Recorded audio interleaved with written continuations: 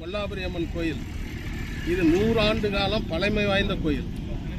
இதை தவறான ஒரு தகவலை கோர்ட்டுல சொல்லி என்க்ரோச்மெண்ட் அகற்றணும் அப்படின்ற போர்வையில் அது அந்த சர்வே நம்பரில் இருக்கிற அனைத்தையும் என்க்ரோச்மெண்ட்ன்றதுனால தான் ஆர்டர் கொடுத்துக்கிறாங்க.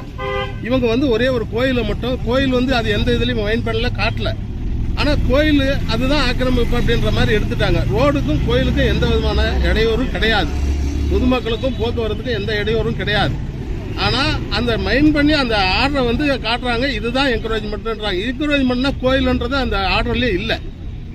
அது புறம்போக்கு அதாவது ரோடு ஆக்கிரமிப்பு பண்ணியிருக்கிறாங்க, என்கரேஜ்மெண்ட் நிறைய பண்ணிட்டாங்க, போக்குவரத்துக்கு பாதிப்புன்னு சொல்லி தான் வழக்கே போட்டிருக்கிறான். வழக்கில் என்கரேஜ்மெண்ட் அகற்றம் அப்படின்னு சொல்லி நீதியரசர் தீர்ப்பு வழங்கியிருக்கிறாரு. ஆனால் இவங்க அந்த ஒரே ஒரு கோயில் மட்டும்தான் என்கரேஜ்மெண்ட் ஒதுக்குப்புறமாக இருந்து மக்களுக்கு இடையூறு இல்லாததை 100 ஆண்டு காலமாக வழிபாடு செஞ்சுட்டு இருக்கிற அந்த கோயிலை யாரோ ஒருத்தர் சுயநலத்துக்காக அந்த ஆர்டரை வச்சு தாசில்தார் மற்றும் டிஎஸ்பி EO எல்லாரும் சேர்ந்து அதெல்லாம் அகற்றிட்டாங்க. அந்த மூலஸ்தானத்தை மட்டும் விட்டுட்டு போயிருந்தாங்க. பின்னாடி அதனால வாக்குவாதம் வருதுன்னு சொல்லிட்டு அந்த சிலையை இப்போ எடுத்துன்னு போயிட்டாங்க. அதே இடத்துல மீண்டும் அந்த சிலையை வைக்கிறதுக்கு இந்த கவர்மெண்ட் இப்போ ஆர்டரில் கோர்ட் ஆர்டரில் இந்த கோயில் எடுக்க சொல்லி ஆர்டர் இருந்துச்சா இல்லையா அப்படின்னு கேட்கறதுக்கு தான் மாவட்ட ஆட்சித்தலைவரை பார்க்கறதுக்கு நாங்கள் இப்போ வந்திருக்கிறோம்.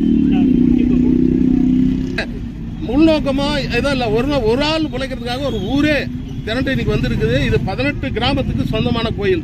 இது 100 ஆண்டு பழமை வாய்ந்த கோயில். இந்த கோயிலை தவறான ஒரு தகவல் அடிப்படையில் இது அகற்றப்பட்டிருக்குது. மீண்டும் இந்த கோயில் அதே இடத்துல நாங்கள் வழிபடணும், அதை மக்கள் விரும்புறாங்க, அதை எடுத்து மாவட்ட ஆட்சித்தலைவர் சொல்லணும் அப்படின்றதுக்காக தான் ஊர் மக்களோட நாங்கள் வந்திருக்கிறோம்.